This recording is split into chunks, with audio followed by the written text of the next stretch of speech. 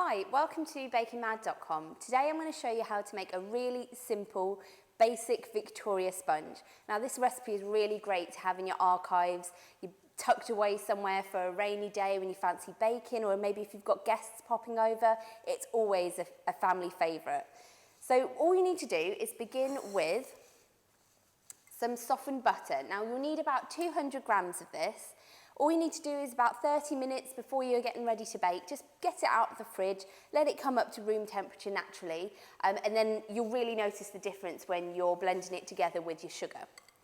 So we're just going to put this into a mixer. Now you can do this by hand using a wooden spoon if you're not shy of a little bit of elbow grease, but because it's a lot quicker to do it in the mixer, that's what we're going to do today. So you've got your 200 grams of butter here in your mixer. I'm going to add 200 grams of golden caster sugar as well. Now caster sugar is really great to use in your cakes. It will make them a lot lighter than if you were using other types of sugar. The golden caster sugar particularly, because it's unrefined, will give a really lovely golden colour to your cake, and you'll also notice a slight difference in taste as well, which is really nice. So we've got all our butter and sugar now in here. I'm going to pop that into the mixer. And you want to cream it together, which is basically just blending it together, for a couple of minutes until it's really light and fluffy and you can't feel any grains of sugar in there.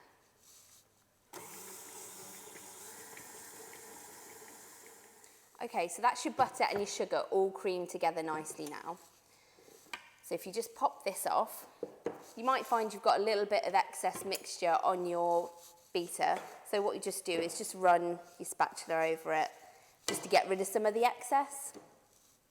But if there's still some left in there, that'll come off when you're mixing it with all the other ingredients. So I'll just show you here. This is what it should look like. Nice, light and fluffy. So now what we're going to do is add the egg. So just pop your mixer bowl back in.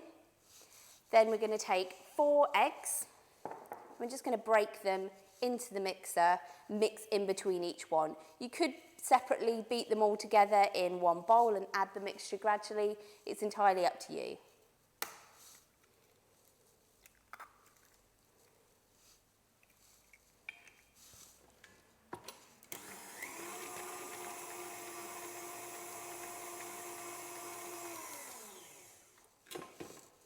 Now for the last egg, just going to crack that one in. Now don't worry if your mixture looks as though it might have curdled a little bit. This is completely normal to have a few little lumps in there. This will just, once we add the flour and the other ingredients, it'll just kind of correct itself and make a nice smooth batter.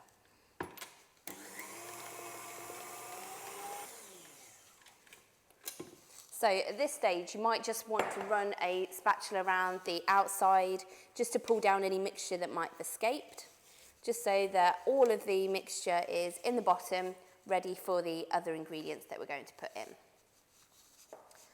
So now we're going to take some vanilla extract and just add a teaspoon of this into your cake batter. This will just give a really lovely vanilla-y flavour to it. You'll really notice the difference with regards to whether you do or don't put this in. I really like this particular one. And now we're going to take 200 grams of self-raising flour, and to that I'm going to add a teaspoon of baking powder.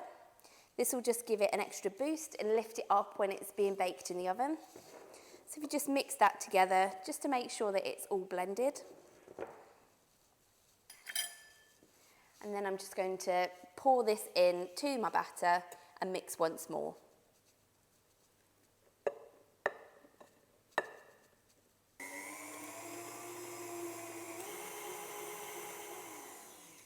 Okay, so that's your cake mixture all done.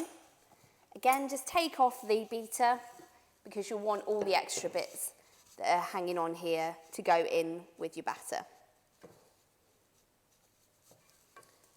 So I'll just show you here what it should look like. So it's a nice light colour, everything's all incorporated together.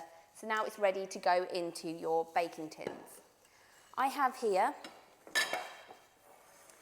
2 sandwich tins, they're 8-inch tins. What I've done before I prepared all my ingredients for baking, I've lined them with some greaseproof paper, just with a little bit of butter greased on the base of the tin just to stick them in place. You'll find with most non-stick pans that you won't need to grease around the outside because the cake will naturally shrink in a little bit when it bakes, so it won't get stuck to the edges.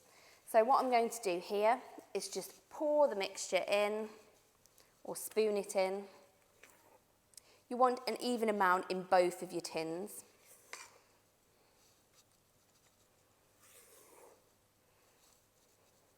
What you need to do now is bake them in a preheated oven at 180 degrees Celsius, 160 if you have a fan oven or gas mark 4.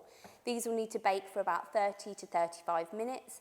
You'll see that they'll change in colour, they'll become a lot more golden, as I said, shrink from the sides. You'll know that they're done then.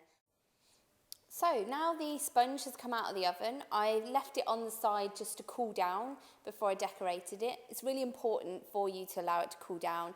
If the sponge is still warm when you're trying to put on jam and icing, it's just going to run off. A good tip as well is so that you don't get the grid lines at the bottom of your sponge, if when you're cooling them you just put them on top of a tea towel on top of your cooling rack, that'll just stop any imprint on the base of your cake. So I'm going to take one of our sponges and just pop it here on top of my cake stand. Now you could do this with a cake board if you're transporting it somewhere, but I just think it looks really pretty just on top here. Now what I'm going to do is get some jam. Any flavour jam would work, whatever your preference is. And I'm just going to spoon it onto the bottom layer. Now you can be as generous as you like, or if you don't want too much spilling over the edge, then just use a little bit less. So some Victoria sponge are classically just jam in the middle. More modern ones tend to have a little bit of buttercream as well. So I've got some buttercream prepared here.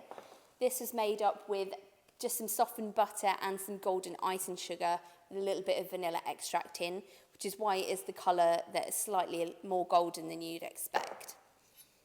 So for this side of things, you can either put it on top of the jam, but you do run the risk of it pouring out, or what I'm going to do is just put the buttercream on the top half and then sandwich them together. So I'm just going to spoon some of the icing onto the top and just roughly spread it out till it's completely covered. That's all my buttercream on. I'm just carefully going to lift that up, pop it on top of the other layer, and just to finish this cake I'm going to use a little bit of golden icing sugar just to lightly dust on the top.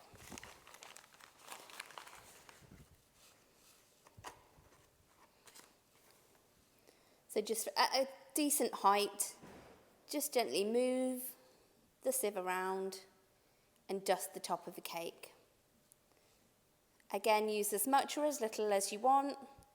Always looks nice with a good healthy dusting on the top.